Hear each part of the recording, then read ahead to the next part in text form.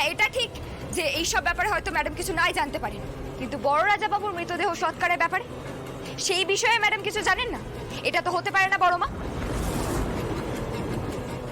ফুলকি এসব কি বলছে ছোট? তোর কিছু বলার নেই?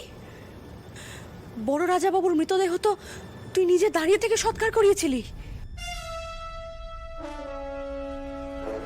ফুলকির কাছে কি প্রমাণ আছে যে ও সত্যি কথা বলছে?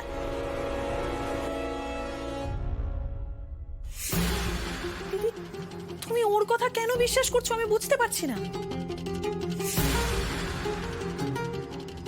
ওর আসল রূপ খুব শিগগিরই বেরিয়ে আসবে, তুমি দেখে নিও। খুব শিগগিরই রূপটা আপনার বেরিয়ে আসবে ম্যাডাম, সবার সামনে।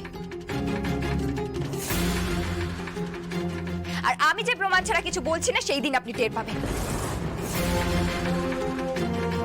আমি আর স্যার বড় রাজা বাবুর ময়না তদন্ত রিপোর্ট দেখিয়েছি, আর তাছাড়া যেই লোকটা বড় রাজা বাবুকে দাহ করেছিল সেই লোকটা নিজে বলেছে ওটা বড় রাজা বাবু ছিল না। এক মিনিট, যে মরা পুড়িয়েছিল তুমি তার কথা আমার মাকে অপমান করছো?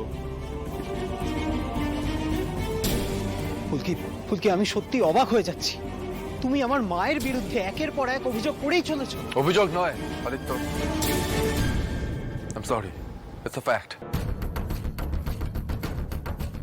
যে মৃতদেহ দাহ করা হয়েছে সেটা যে বড় রাজা বাবুর মৃতদেহ নয়, এটা উনি নিজেও জানতেন। আর যেটাকে দুর্ঘটনা বলে ফেমাস করা হয়েছিল সেই দুর্ঘটনা আসলে কোনো অ্যাক্সিডেন্ট নয়, ইট ওয়াজ আ প্ল্যান্ড মার্ডার।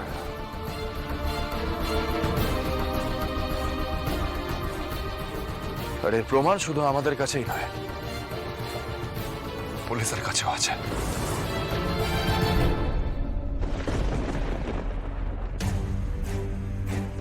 আমি তো ভাবতেও পারছি না ছোট, তুই এসব করেছিলি? আমি তো এত বছর ধরে তোমার সেবা যত্নের কোনো ত্রুটি রাখিনি, তুমি তারপরে এই মেয়েটার কথা বিশ্বাস করছো?